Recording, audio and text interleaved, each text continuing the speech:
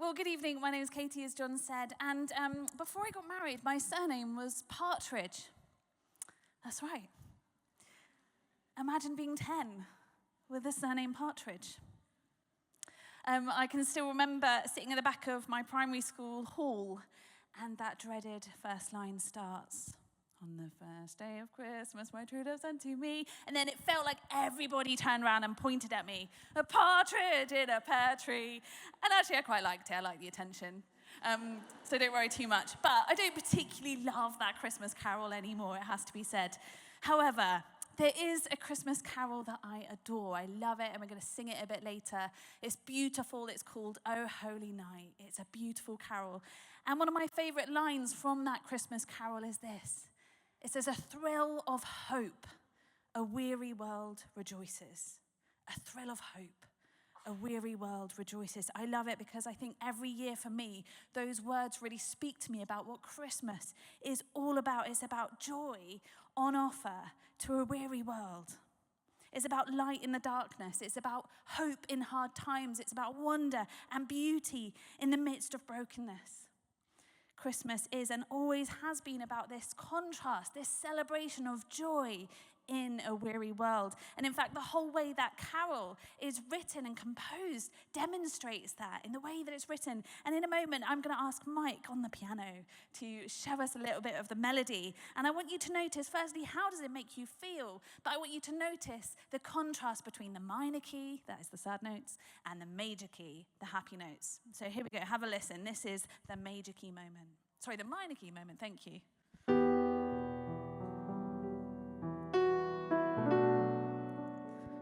Always beautiful, isn't it? Very emotive, and there's a kind of slightly haunting feel about it. And then immediately after we get this major key moment,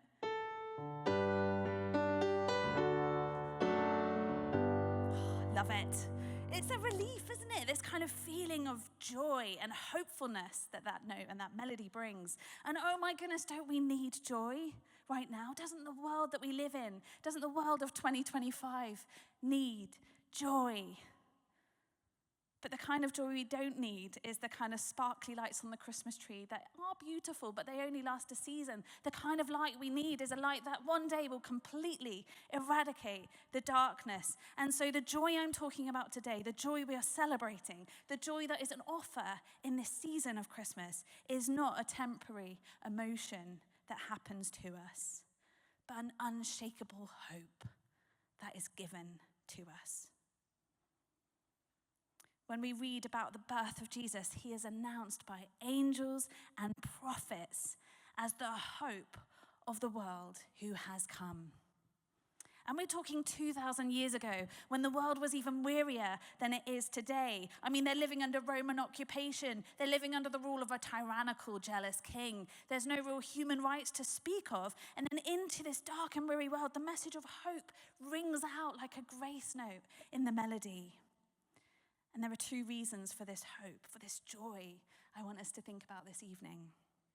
Firstly, the hope of a savior, and secondly, the hope of a home. So firstly, when we read the story in the book of Luke, the first people to discover this hope of a savior are the shepherds. I wonder how many of you were shepherds in the nativity play at school. I wonder if you're thinking about those freshly warm, like clean tea towels that smell of like fairy liquid. Or maybe you think of like the fluffy white sheep carried onto stage. But in reality, these guys really were at the bottom of the pile in society. There was a whole list of things that would have excluded them. They were unschooled, nomadic men. They lived with the animals. They were pretty much nocturnal. They were actually banned from the Jewish temple because they were considered unclean. And I imagine if someone said to them, maybe the night before, guys, tomorrow, a host of angels in heaven will appear to you in a field. The glory and the radiance of the living God will surround you, and the angel of the Lord will speak to you, and he will say that today, the King of the world, the King of kings, the Lord of lords, is coming to you, and he wants you to come and visit him. Do you think they would have believed it? How would they have reacted? There are so many things that would have made them feel disqualified from meeting the Savior of the world. And I wonder if any of you are here tonight and perhaps you feel a little bit that way. Maybe you're here in a church building for the first time and you're like, I'm not really sure this faith thing is for me. Yeah, it's beautiful, but I don't really know if it's for me. Well, it's to the shepherds, the most unlikely people of all, that the angels appear and they say this: do not be afraid. I bring you good news that will cause great joy for all the people. Today, in the town of David, a Savior has been born to you. And then I love this bit. There's this tiny detail. I absolutely love it. Just to make sure that the shepherds had no doubt that the Savior had come for them, the angel says, we're going to give you a sign. And this sign is so that you are completely convinced when you get there that this baby really has come to you. And they said, this is the sign. You'll find him lying in a manger in a feeding trough for the animals. In that small detail, the God of the universe is saying, yes, I have come for you. 15 years ago, in a desert in northern Chile, a copper gold mine collapsed, trapping around 33 men. I wonder if you remember that. 700 meters underground, 3 miles from the entrance. And firstly, they tried to escape through the ventilation shafts, but the ladders had disappeared or they weren't there. And so they were completely incapable of saving themselves. Eventually, a dozen corporations from around the world, including NASA, joined forces to create a rescue plan for them. And then eventually, 2 months after that, buried deep underground, a person from the rescue team went down in a specially designed capsule. And he went down to the 33 men. It took him about 20 minutes to get to where they were. And he prepared each one of them, and one at a time, placed them into the capsule, and they made it up to the surface, one by one, by one, by one. Every single one of them was rescued. Can you imagine the relief at finally being rescued? The group's leader and the second man to be rescued recalls his feeling of that ascension up to the surface. And he said it was terrifying. He said this: on the way out, it was terrible, terrible. I screamed. I just wanted to get out to see the light. One of my favorite things about being a vicar here at St. Mary's is that I get to hear people's stories, a bit like Jake's, of how they first came to know Jesus. And some of the stories are a bit like that story of someone finally seeing the light. For some people, they're completely unaware that they are in need of a savior until they meet him. And I've got a friend who is part of this community, and she came to faith recently. And she's told me her story, and she said that before she came to know Jesus, her life really was a dark place. In fact, she said she's lost all hope. She suffered with various mental health illnesses that left her hospitalized. And then one day a friend invited her to this church here at St. Mary's. And gradually she allowed people to pray for her. Eventually she went on the Alpha course that Jake was mentioning earlier. And eventually she gave her life to Jesus. And when I spend time with her now, the word that I would use to describe her and the way that she makes me feel when I'm with her is joyful. Her life is not free from suffering by any means. We all experience the weariness of the world to one degree or another. But she is now filled with the hope of a savior, filled with joy. And so what the angels say to the shepherds is as relevant now as it was then. Do not be afraid. I bring you good news that will cause great joy for all the people. A savior has been born to you. And actually, God's plan for salvation rings through the entire history of creation. It's like a grace note in the melody through the whole of creation, from the foundation of the earth. His plan was always to rescue every single person, to come to us if we would have him, and rescue us one by one by one.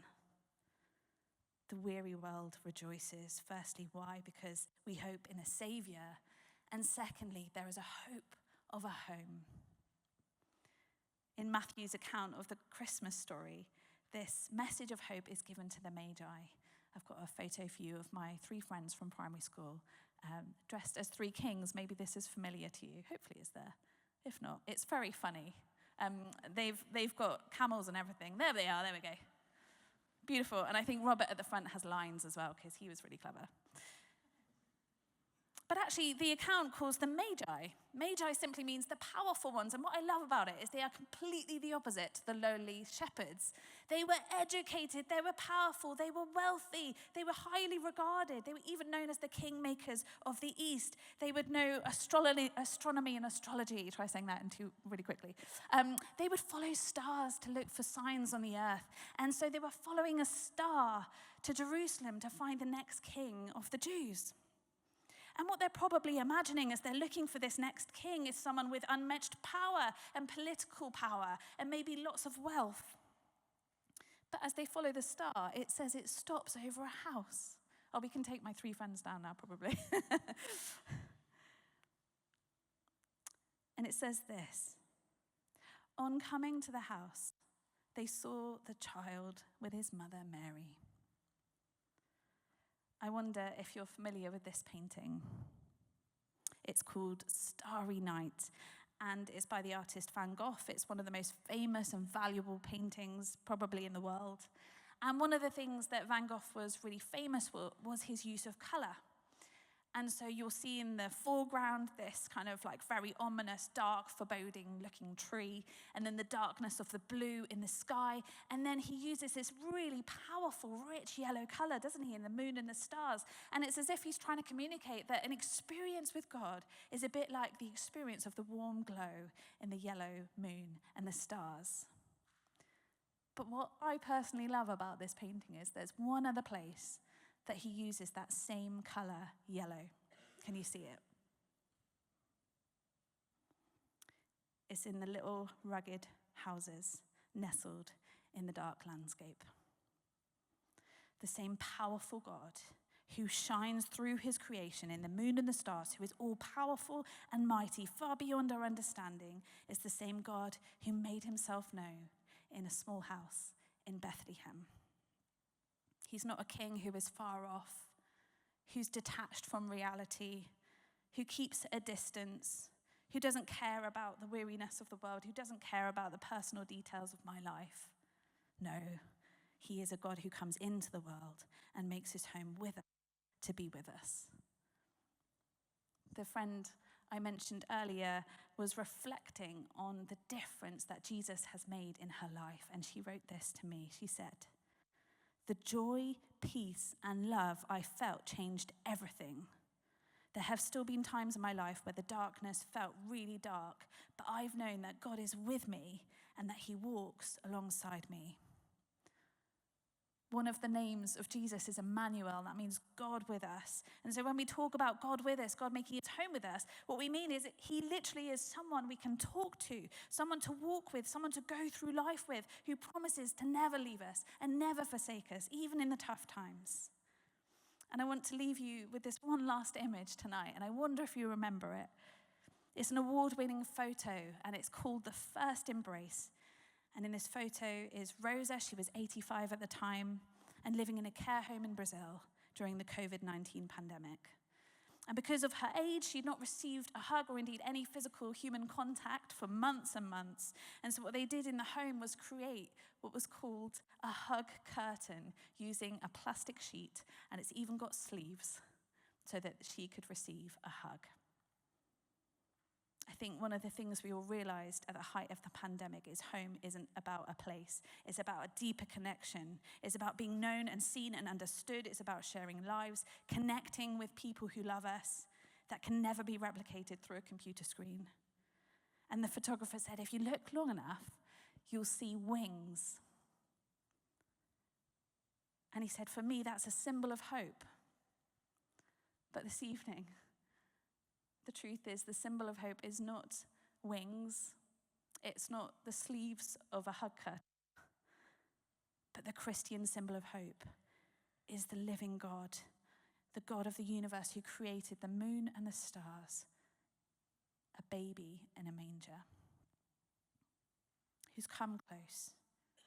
This is what the Christmas story is all about. This season, these carols, the stuff that we do in the run-up to Christmas Day, the wrapping of presents, the opening of the Advent calendar, every single thing, it points to this. It's about the hope of a Savior, the hope of a home, the gift of joy that will change your life forever. Do you want that today? Is that a kind of gift you could receive?